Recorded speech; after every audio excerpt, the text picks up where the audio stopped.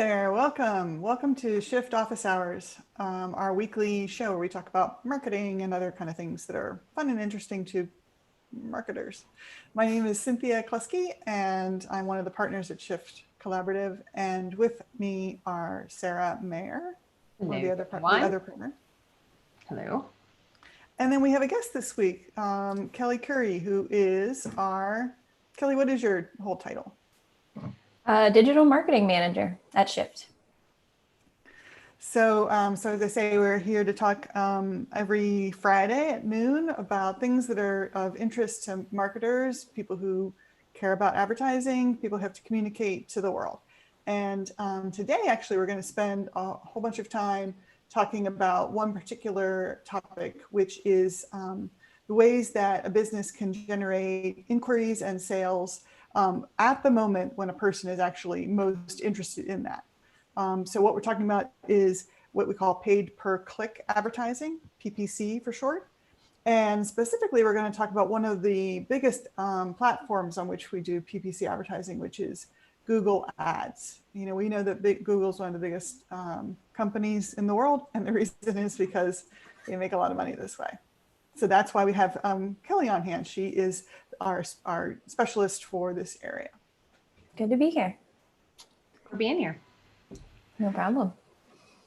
So before we get into that big topic, we usually like to talk a little bit about news for the week. So what topics have we seen? What kind of news is out there for marketing, Sarah? So this is actually technically last week, but I forgot to mention it last week. So we're going to talk about it this week instead. So we use this new tool, and it is called Mural.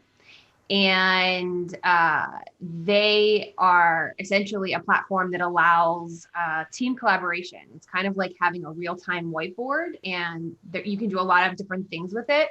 But the news here is that they've just closed on Series B funding of 118 million. And so, great for them. I think that probably the work from home shift probably is playing a really big part in growth for them, I would assume. And we are loving this tool. We're using it not only internally as team, but also with our clients. And Kelly and I just used it yesterday with a client to do a strategy session. We did some SWOT analysis and some target that we didn't use this tool, but anyway, we used it for SWOT analysis. So as you can see here on the screen, you get to basically create and move around stickies, but digital stickies. We love the stickies at Shift. So one of the things I wouldn't say that stickies are the thing I miss most about the office. There's a lot of other things that are pretty important, but what they represent is the ability to work together on things and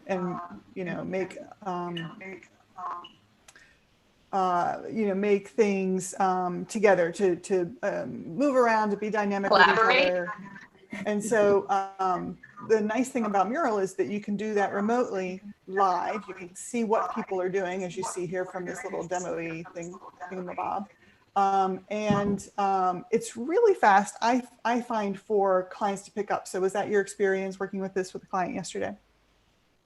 Yeah, we, in the case of this client yesterday, she did a lot of the talking. So we created the stickies while she was talking. So it was really us using it versus her using it.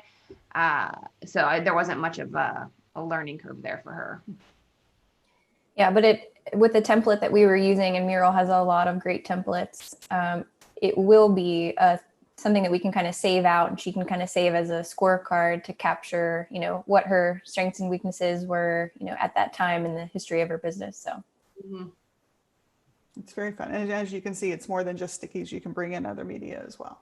So this is not a paid promotion. We just think it's a pretty great tool, and I want to just congratulate them on their Series B funding. I think we're probably going to see a lot more from this company. Yeah, I would guess so. Hope so. I hope so too.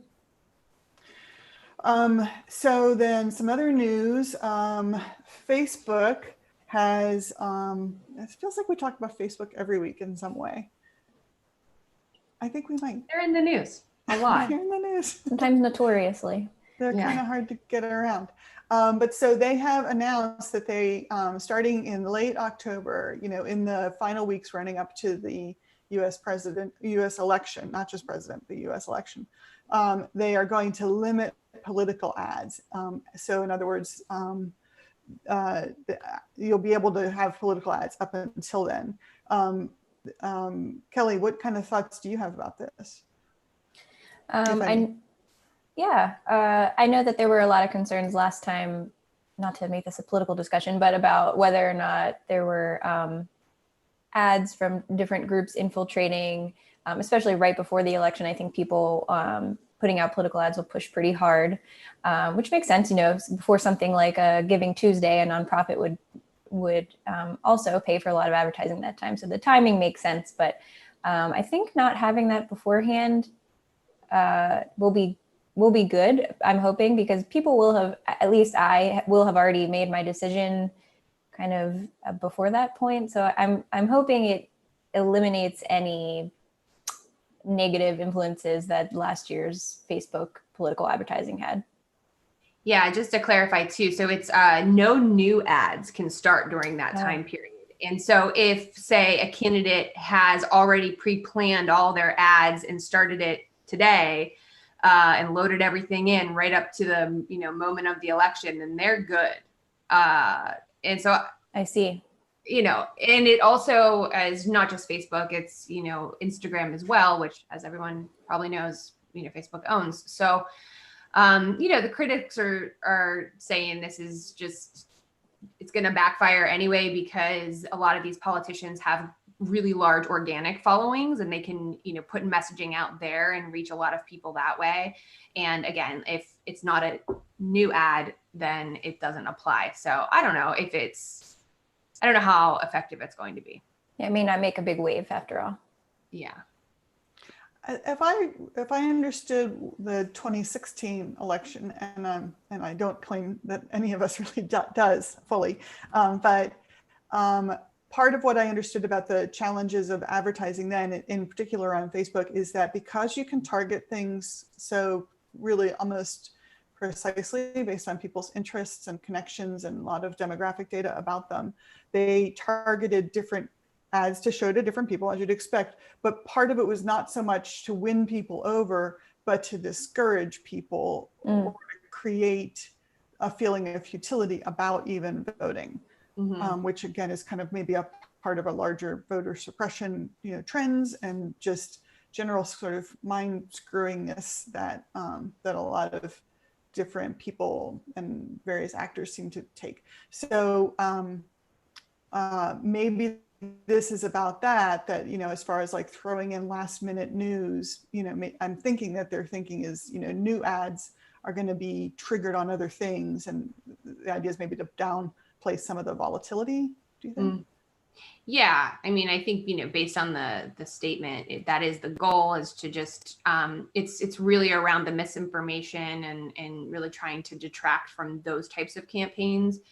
It just seems like there's a bit of a loophole there with the new versus. Yeah, that you can start your campaign now. It is part of their larger efforts to create more transparency, in that if you're doing any political advertising or other kinds of special categories, you have to declare more clearly who you are, so that people can't post ads as though they're for the other candidate when they're really, be a little bit more transparent. But it does seem like it's like the least Facebook could do, maybe. Right.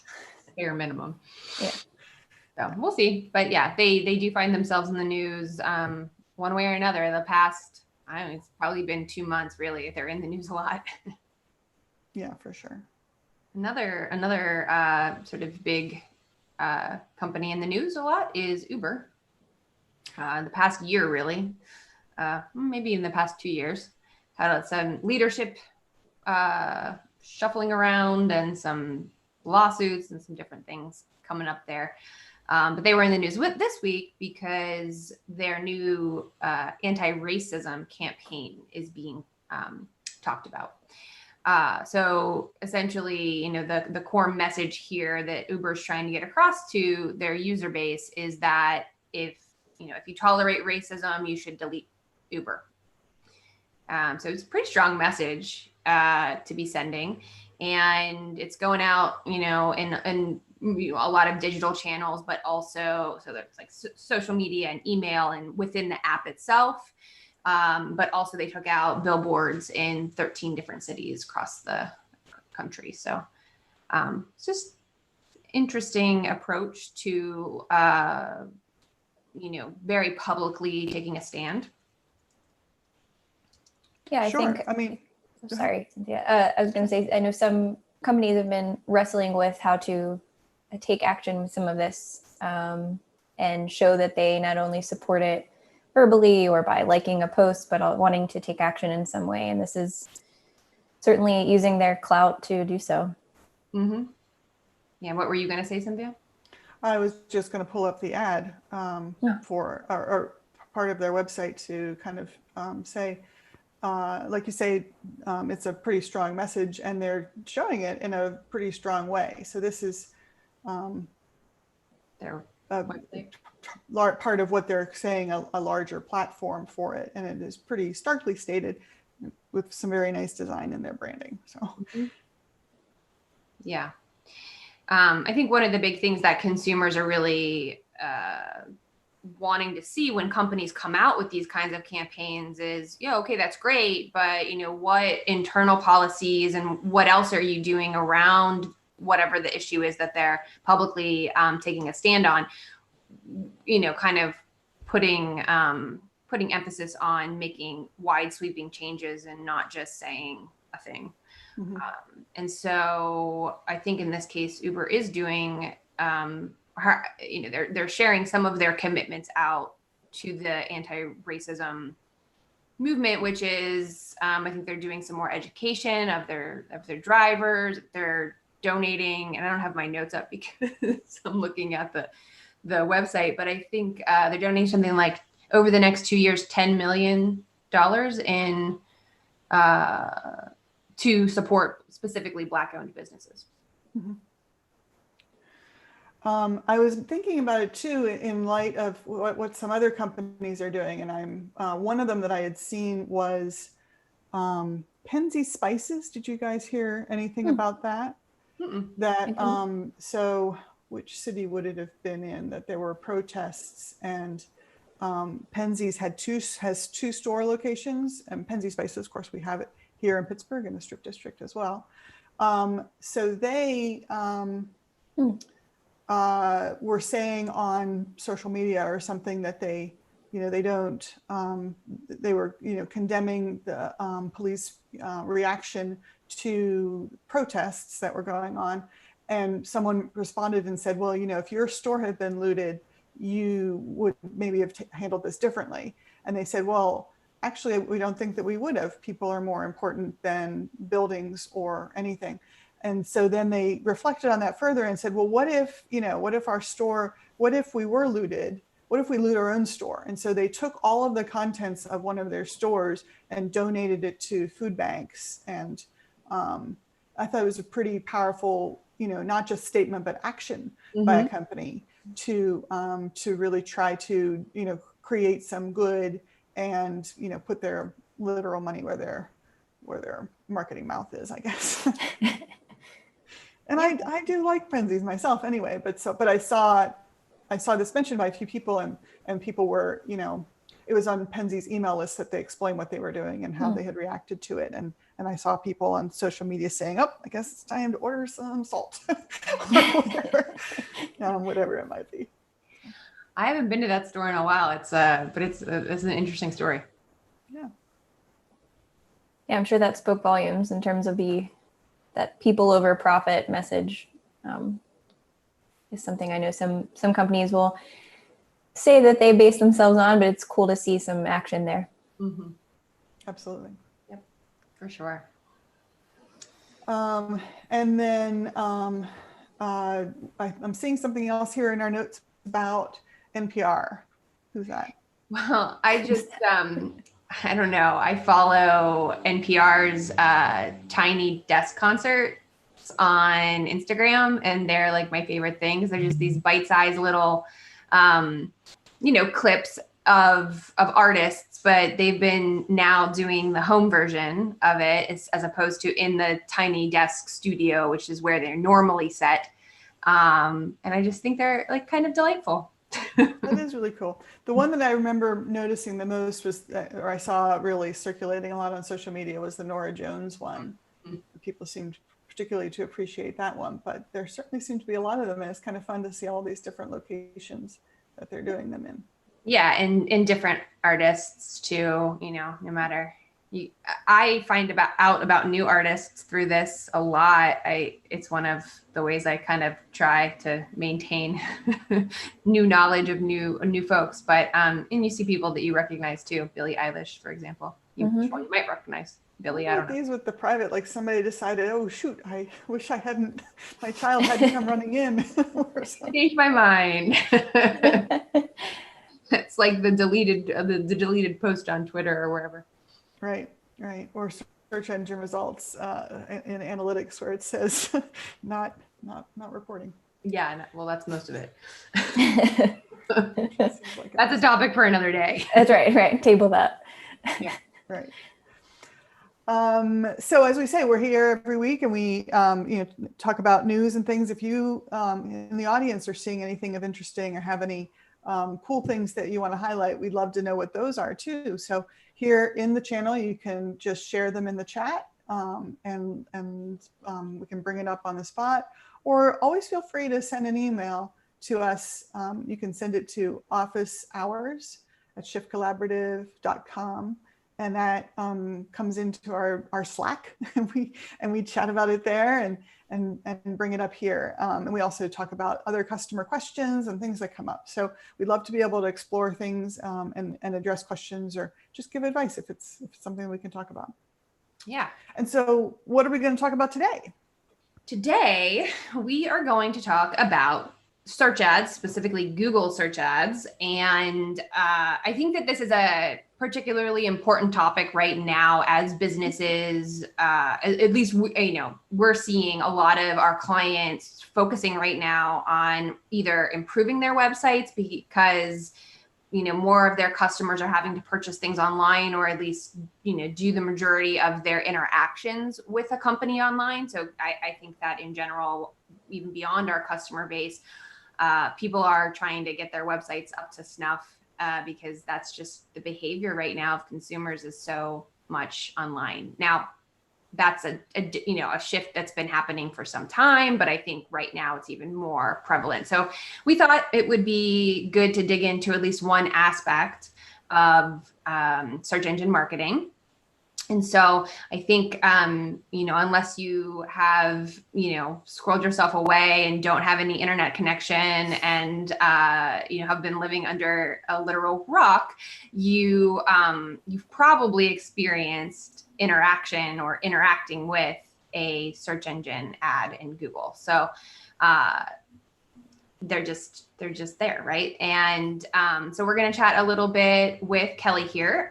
She is the person on our team who is managing all of the digital campaigns. And so she has a lot of knowledge that we're going to tap into. And as Cynthia said, if you have questions about anything, but specifically for Kelly around, Google search ads, carpe diem, seize the day, ask a question away.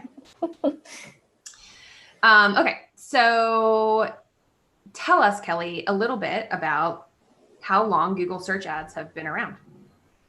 Yeah, so they're not new necessarily. That's to your point that everyone's probably interacted with them in some way, or at least seen them. Been around since 2000, the turn of the new century. Now it was actually called Google AdWords originally, and then they rebranded not long ago, 2018. So now it's just called Google Ads. I still call them Google AdWords. I can't. Yeah, it's hard. I think it's still even in some of like the Google training things. So it's pretty recent, and I know they have it everywhere. So it's probably something difficult to update in every place. Yeah, you would think it'd be like find replace, but no. Yeah. Not. They have Yeah. machine learning, but not that. Right. They're pretty advanced, but they can't figure that piece out. Yeah, so that's a really long time. That's coming up, I think it started October of 2000. And so they're coming up on their, 20-year anniversary. And, back then they started out with just 350 advertisers, but now they're well over 1 million, and, billions in advertising, probably. Lots of searches and all of that. So, as we mentioned at the top of the episode, Google Ads is a paid advertising platform, and it falls under pay-per-click, which is exactly what it sounds like. You pay when a user clicks or interacts, with your ad, or you can choose to pay for impression. So depending on, what your campaign objectives are, you can, change those things around. We say that so often. I sometimes wonder if people who are new to it hear, instead of pay per click, if they hear pay-per-click, like it's some kind of magical paper that you can tap. Or even that they hear pay-per-clip by accident. Mhm. Yeah. So it's this particular sort of area of marketing, I think, has the most jargon and the most, acronyms for things and abbreviations for things. So it's definitely, we could spend time just on the dictionary, the search engine marketing dictionary of what everything means, but we won't do that. And we will hopefully promise to describe if we use any lingo or jargon. Yeah, maybe we can share out a glossary. I know we're going to get into examples, but maybe I'll just to put something up on the screen real quick. Just, we were just talking about spices, and I just Googled it. And so just to show, like, if you Google spice store for some reason, based on my recent activity, they're going to suggest Penzeys. But so what we're talking about is the kinds of ads that show up when you search for something. I was a little bit confused about that. And you can see that there's a whole bunch of them right there.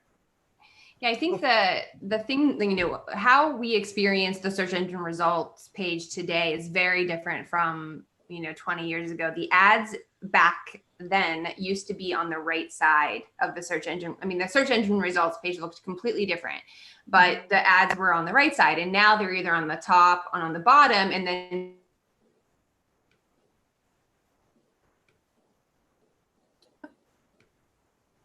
I think Sarah's internet might have. I was wondering whether she froze or I froze or who froze. Oh, did I freeze? Yeah, you're back now. You were saying good things. You were saying good things about the top and the side. We were anxious to hear the rest of the sentence. Yeah. Yeah, I think I just said that in addition to ads being on the top and the bottom, sometimes ad results are mixed in. Someone can pay to be the first person on the map and that sort of thing. So Right. So, and then you can see ads down farther as well. Anyway, sorry to interrupt, but I just thought an example might be helpful. Yeah, no, always. Example always helps. Yeah. So the thing that I think one of the draws for me initially, and I've been in paid advertising since 2006, 5, something in that realm. The thing that I love about it is that it's pay for performance, and there's very few things in our marketing world that can promise that. If you think about the ads you take out in a newspaper or a magazine, that is generally going to be more, it's going to drive brand awareness versus leads, and might actually generate leads, but you won't know necessarily unless you have a custom phone number or a custom URL that you're using in that ad. So I just love digital advertising for the trackableness of it, but specifically the pay-per-click for the performance-based, lead gen. Sure. Yeah, I agree. And I think in terms of being marketers that rely on numbers and for calculating ROI and knowing whether something is worth including in your marketing mix, digital advertising lets us track and report on that. That's right. That's right. I will note too that while we're, specifically today talking about Google search ads, they also have a display network, which, as it sounds, it's more of a visual ad with a photo or your logo or something of visual content, and you can also show video ads over on YouTube. So there are different types of campaigns that you can run within Google Ads, and we're just talking about the search portion today. Sure. And people have seen those ads in different places. And folks, if you've ever seen like ad choices on the corner of an ad, that'll typically be a Google ad. And you can click on that to say, why is this ad being shown to me? As I've seen it a million times, or whatever the reason is that they'll have some reason that's vague and kind of doesn't help you, but makes you feel better that they're at least trying. They don't want to reveal their secret sauce too much. No. Right. No, definitely not. So Kelly, as you're working with different clients, why would you want to suggest search advertising for them most of the time? Yeah, it's a question that we get when we, of course, recommend it to a client, especially if it's the first time that they're dipping their toe in the water with this. But it's great for a couple of reasons. Mainly, you can appear on the search engine results page, the SERP, which we can shorten it to if that saves us some time. You can appear at the moment that someone is searching to buy your product or inquire about your school or whatever your service or product might be. That in-market audience, you can get your ad in front of them and kind of control that experience a little bit more. But it's also something that you can tailor the budget and the objective to whatever the goals are of your organization. So it's not something where with some advertising, there's a minimum spend, right, for maybe billboard or TV advertising. With this, you can tailor it to whatever your abilities are in your budget, which is really great. Yeah, the flexibility there for, especially like you said, with those newer clients that are new to this advertising mode, they want to test it out and see if it's going to work. And we're totally all for that testing and that experimenting and trying to get it right, and figuring out what a future budget would be based on the test experiment and all of that good stuff. So but yeah, I think still, because it is, even though we're saying it's been around for 20 years, it's new to a lot of clients and they've not done these types of campaigns before. And we often hear them ask us, well, like, will this work? Is it really going to be effective for my business? What sorts of responses do you find yourself giving to clients when they ask that question? Yeah, so of course we look to our previous campaigns to see, the numbers from that, the results from that. But depending on the industry, we may or may not have like a statistically significant example. So we look to the industry reports as well. So HubSpot is one, and then Google itself, which we understand they might be biased towards themselves, so we take that into consideration. But they have a vast amount of data to rely on. So HubSpot, for those of you that may not know it, is a CRM software, as I know it, that we have a couple clients that utilize it. I think it's used for inbound marketing as well. It has a couple functions within it. But according to HubSpot, the click-through rate, meaning the rate at which people are clicking from the ad to your website or whatever the landing page may be, is about 8%, which is pretty good. We've even seen it higher with some of our clients, closer to 12 or 14%. And as far as, I think there was a statistic out there about people that are that true in-market segment, people that really are ready to make that purchase or fill out your inquiry form, something like, where is it? 65% of them. Yeah, 65% of them end up clicking on the paid ad. So there is an advantage to saying, I want this to be the first thing on the results page because I know they're looking for this and I have what they need. And Google has deemed it relevant enough to show it. Right. So I think about that in-market segment as like literally like the person who is in your physical store as opposed to the person driving by outside. Like the person driving by outside, you have your signs in your windows and like, hey, buy from me. And that has a lower response rate, if you will. But somebody who has taken the trouble to park and walk in your door, they're worth a lot more of your energy because they've got that, they've already kind of self-selected into the situation. And so Google is saying these people who are searching are clearly more likely to buy from you than somebody who's just, reading a magazine or something. Right. And you can tell sometimes by just simply what the search term is. If it's like a question base, or they're really just researching what a term means, they're probably not ready to purchase yet, right? Or convert, as we call it. But if it's something very specific, or you're something pricing, those are your, that's where, those are the kinds of terms you want to bid on if you have a lead generation campaign. Mm-hmm. Yeah, the good thing about that, I don't know how in the weeds we want to get, but there is a tool that we use when we're optimizing campaigns to look for these types of things called the search terms report. And so if we're seeing a particular keyword phrase that someone typed in that is converting, and we can tell it is that in-market segment ready to buy, we can increase our bid on that so that we can, put more of our budget to showing, our ad when someone types that in. So you get a lot of, as Kelly was saying earlier, a lot of data from Google when you're running these campaigns to really, you don't just, launch a campaign and then, just wait for payday. Like there's just a lot you need to do to continue to make it work and make it work well. Yeah, as much as the Google's ad AI, if you will, is really advanced, and we trust it for a percentage of what's going on with the campaign, there's still some human strategy as far as, because we know the client, right? And we have to kind of insert that knowledge into, combine it with the powers of Google, I guess. And that's kind of that's the mix. Yeah, absolutely. That's a good collaboration there. Yeah.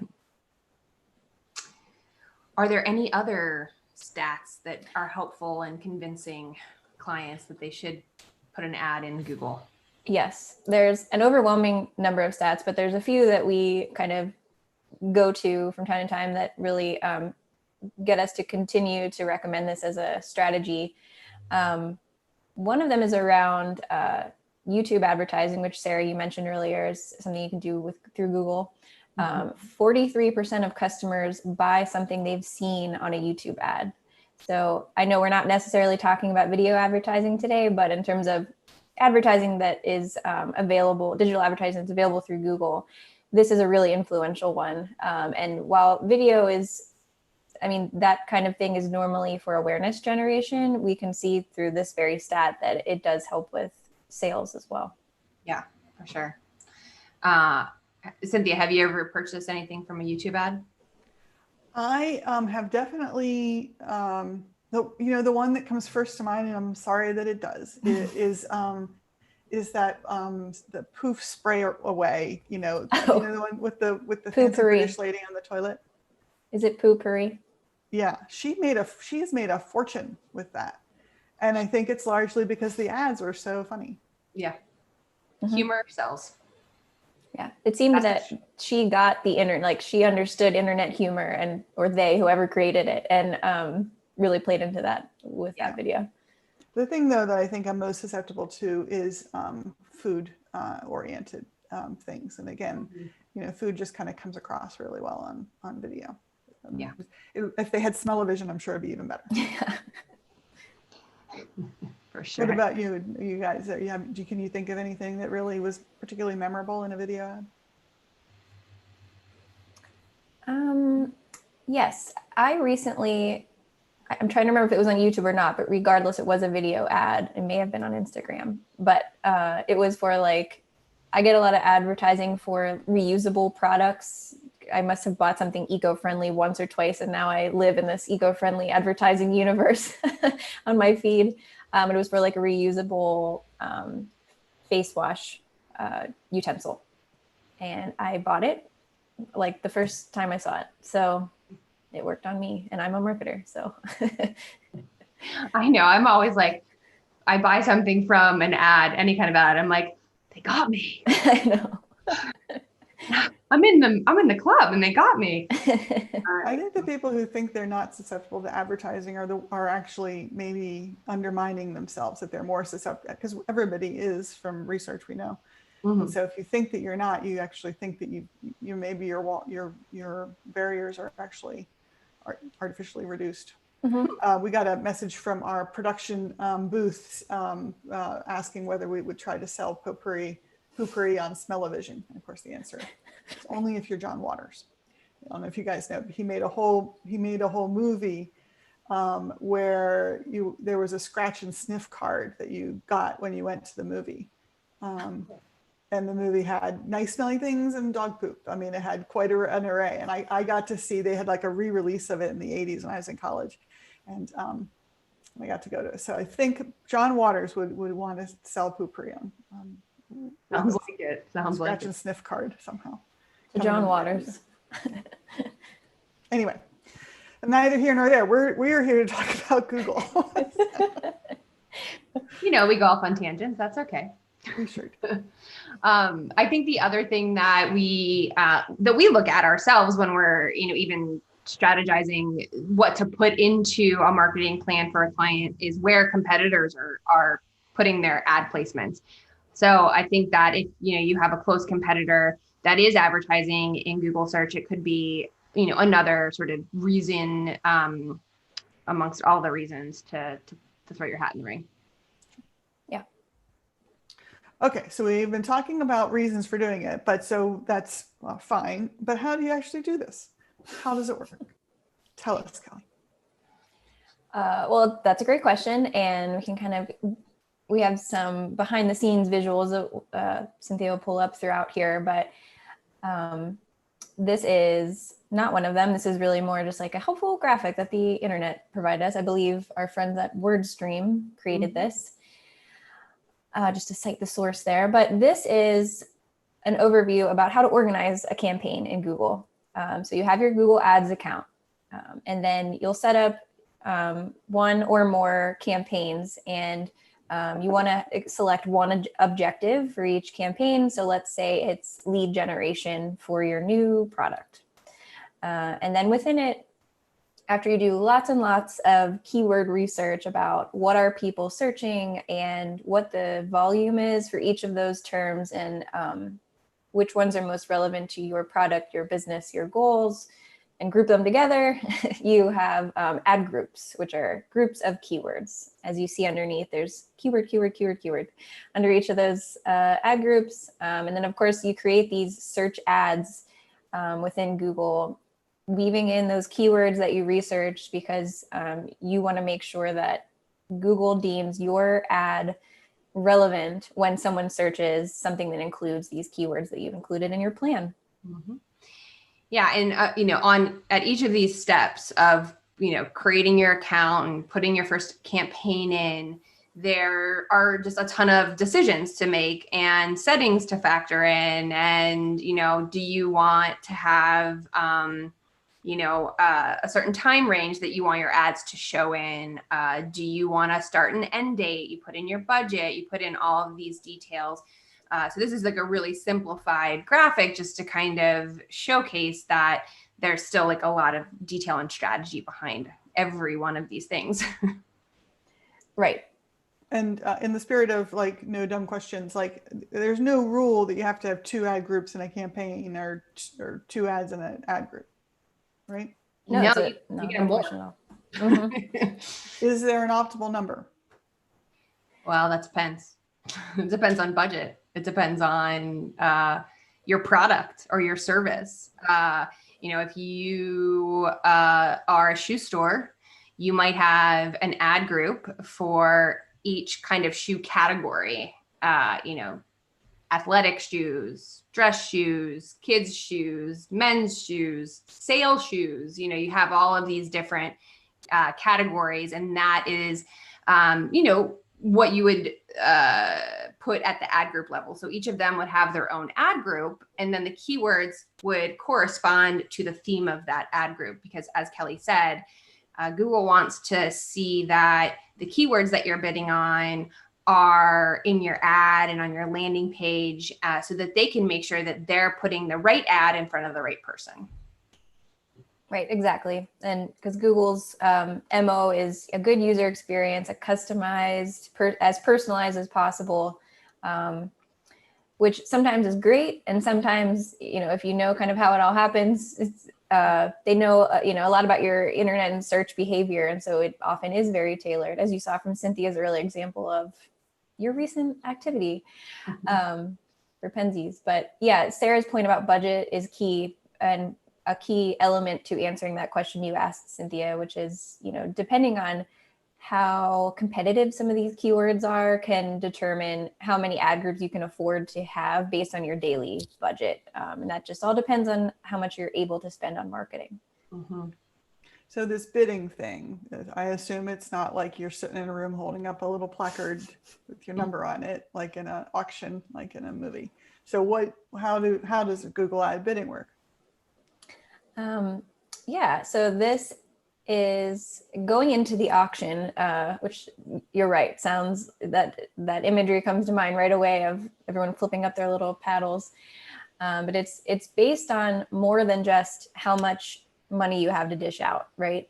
It's other things based on just what we were saying earlier, putting the most relevant ad in front of the person so that their question gets answered. Their question being the search term, the answer being hopefully what you're offering in your ad.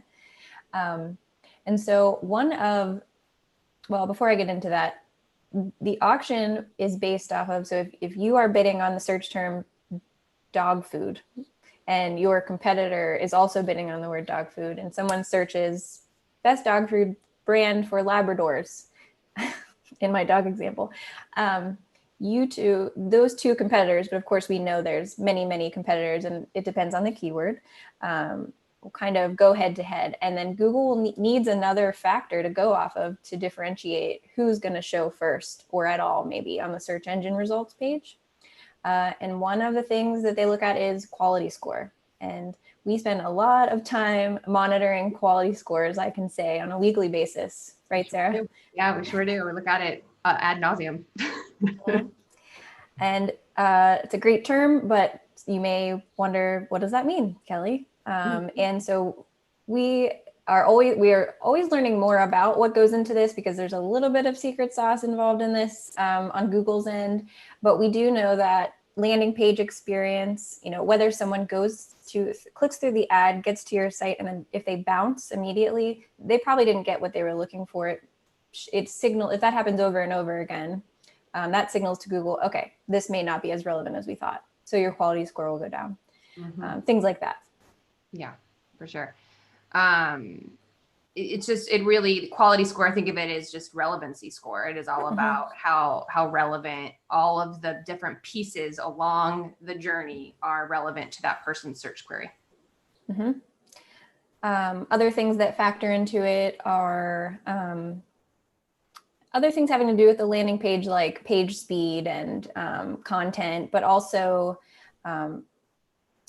ad relevance. So you want to optimize not only the landing page, but of course the ad copy. Is it things that marketers are always wanting to speak to? Is it speaking to the pain points of the person? Does it actually literally include the keyword that they are searching? And so the more you're optimizing that week by week, the more likely you're going to win in the bidding auction. Yeah. And so obviously the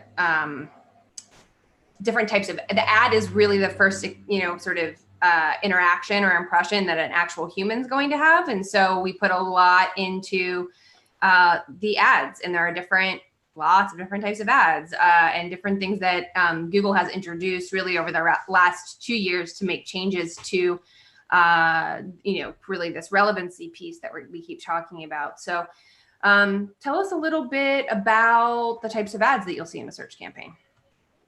Sure. So you've probably seen all of these, and really on the user end, a lot of them appear the same, but on the back end, how we implement them does vary, and they all have different advantages. I would say the major differentiator amongst them is how much control you have over what content is showing at that time when it comes to text ads. So high level, we have an expanded text ad, a responsive search ad, and then a dynamic ad.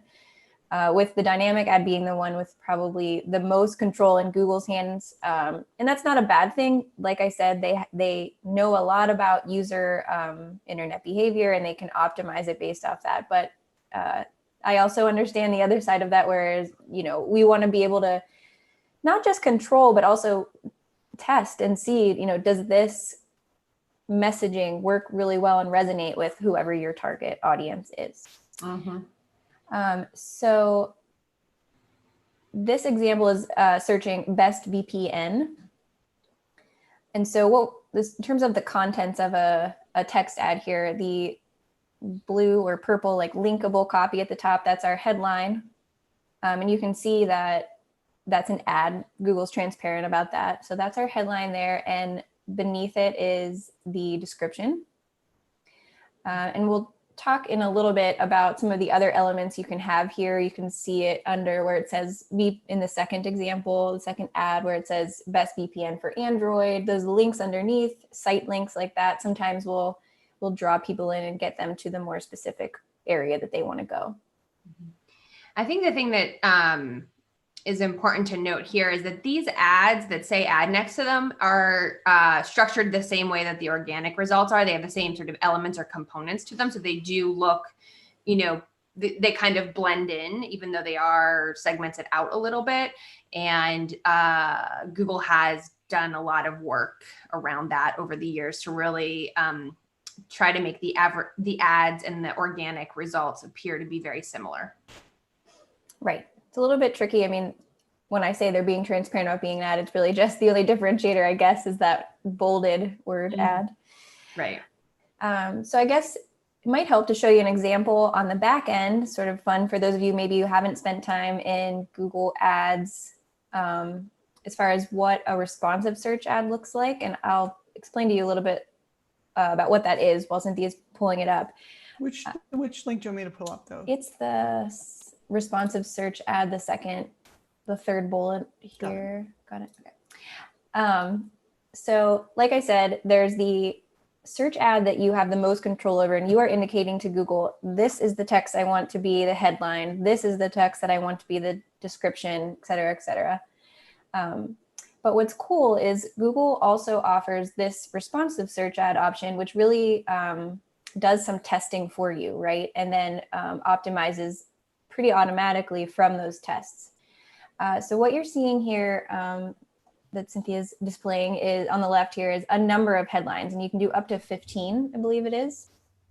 And then for the descriptions, I think you can do maybe 2 or 4. And then when Google shows these ads, they'll do different combinations of them. And Cynthia, if you scroll up just a tiny bit to the preview that's on the right. There we go. You can see on that preview, it's mix and matching these, and it will pay attention to which ones are impressing the most, which ones people are clicking through on the most, and start to show those more often. So you can kind of get this this test done using Google's AI. Yeah, and I think the other thing to point out is there are still, even though you are giving Google a little bit more control of what to show with what, you can say always show certain things first or second in the spot. So like our brand name, and we're showing you within our own account that we're not currently running ads, but if we were, you wouldn't see that red thing. But in this particular ad, we're saying show our brand in the top spot first. Mm-hmm. And you can put it wherever you want, and then show some other thing second, and then it'll just sort the other ones in there using their algorithm and their machine learning. Yeah, so it's always really interesting to see which ones get the most impressions and which ones end up converting people the most. It's not always what you think, so this is a helpful tool that they came out with more recently. Mm-hmm. But Sarah's right. I mean, there is some control to this. You are controlling the messaging and some of the placement for certain terms. Yeah, and I think another nice piece of it too is that the little kind of view ideas thing, they're giving you essentially a score of how well you're doing, and if there's an area where you could do more things, like make your headlines more unique, for example, and you click view ideas, it'll give you some different tips or hints on how you could do that. And, you can take their advice or not take their advice, but at least it's there to sort of help guide you. Yep. And honestly, these responsive search ads, I feel like we could do a whole other segment on them because there's a lot of, pro tips that we have on different things you could try. And there's some dynamic placements that you can do within even some of the headlines, but certainly a tool that we recommend testing out. And then the last one that I mentioned was the dynamic ad. And I don't have a visual example of that because it is the one that is most optimized by Google. Though you do still have some say in which pages it goes to. And so what this is a fully automated search ad. It's based on the content that's on your website. So Google's going to crawl your website for different terms, different headlines, and based on a user's search query, they'll say, oh, you searched web hosting. Well, I know that this page on this web host website that's advertising in Google Ads has a page just for this thing that you're searching for. And it will automate a headline from the copy on that page and drive you to that page. You can designate which pages it includes in that as the options in that, but otherwise this is a pretty fully automated and optimized ad with Google. And we're trying it out right now with a couple of different clients, and it seems to be going pretty well.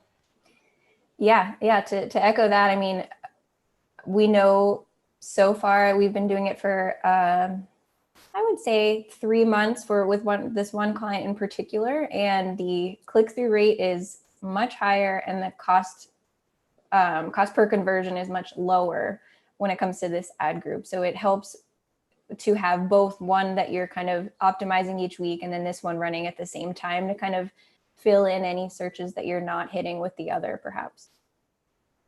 So that is our strategy with that, but it's nice to have the variety of search ad types so that you can decide what fits best for your organization. Yeah, and when Google comes out with a new ad type or some new thing, we generally do try to, give it a whirl, if you will, because they like to give preference to some of their new things, and you'll often get good results when you use them. But long-term strategy, you really do need to keep the things in the campaign that are going to work for the objective and, what the client wants to do and so forth. But we usually do try these new things and see how they work. Yeah. And we haven't found yet that it's worth, replacing the other search ad types with this dynamic one, but it does help aid in the campaign so far. Cool. So, what other kinds of features do we find most useful with the ads? Are there any other little fun things that people should try or look for if they're Googling things? I don't know, Sarah, I know you have something you taught me with the curly bracket. That's a fun pro tip, I think. The curly, like the keyword parameters? Yes, thank you. Yes. So and I think we had it actually in the responsive ad. We had one that we were saying, we want to put this particular keyword dynamically in this ad. And so when someone types in this specific thing, please make sure you bold this in the ad. So it really just helps to highlight the, what you offer or some key benefit or feature, something that you really want to call out. So yeah, there's a lot of those little tiny like tips and things that you can do for sure. I think the other thing, and they're called extensions, and there's a lot of different extensions, and there's even some new ones that I think, Kelly, you stumbled upon, maybe a new one this week, but tell us a little bit more about these extensions that you can add. Yeah, so this one is a good example for dog trainer, which seems to be my theme today, I guess. You can tell who makes the examples, because when I do the examples, they're typically cats or food or cocktails. And with you, it's mostly dogs. Mostly dogs. Guilty dog owner, dog mom. Yeah, so these extensions are other ways for people to interact with your ad, ways to make it easier for people to get exactly where they want to go or kind of speak to exactly what they're searching for. So in this example, there's dog obedience training, and they have someone who maybe is wanting to still research might go for the one that says services, whereas someone who's ready to dive in a bit might just go for contact us. So in this way, it helps drive action for, you know, people at different parts of the funnel, if you will. And there's a lot of. Makes me think of something we talked about, I think it was last week, Sarah, where you were talking earlier about the paid search results, these ads, or the organic results. People see results like this where there's something called out, and they have something similar in a organic listing sometimes, but you can't tell Google, hey, put that in my organic result. Google just has to decide to do it. But in an ad, you can choose to do it, and that's what adding this extension does. So this is yet another reason where Google's giving extra tools if you're willing to pay for it over what they would give you if you're just doing it organically. Yeah, and a note on that organic thing is that the way that Google is deciding what to put in those call outs or, you know, snippets is based on structured data on your website, and that's a whole nother technical SEO thing. But you can impact that. It just takes some effort. Yeah, so as Cynthia was alluding to, with these ones, you do have a little more control over what you want to call out here so that people can take action or research further.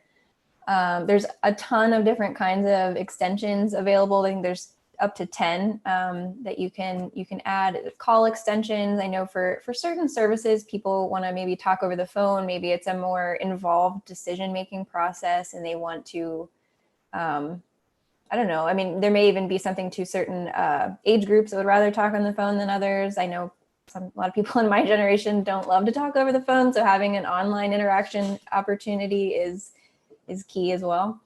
But I see that some of these ads have these, this is what a call extension is right here, right? Yeah. Yep. And then if someone's looking at that on their phone, they're literally able to just click it and make the phone call. Mm-hmm. All of this just trying to make an A+ user experience for people and give them what they're looking for. It's always great if you have, you know, a map snippet or a map results. That always helps with visibility on the search page. Mm-hmm. Yeah, I mean, scrolling down to point out that there's an ad here at the bottom of the page, but only one, whereas there were like 4 up at the top. And this one, would this also be considered a call extension down here? I think that's a location and a call extension.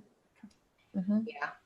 Yeah. And what I was going to say too is that Google, you know, sort of recommends, or it's a best practice to use as many of these extensions as fits your business and, you know, what you're offering. So you can use all of them if they all fit what you offer, and there's no additional cost to adding them.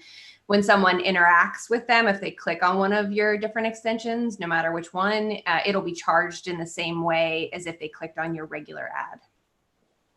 But you want to be a little bit smart about that. Like, you know, if you add a call extension, you better have somebody who's going to answer that phone, right? Right.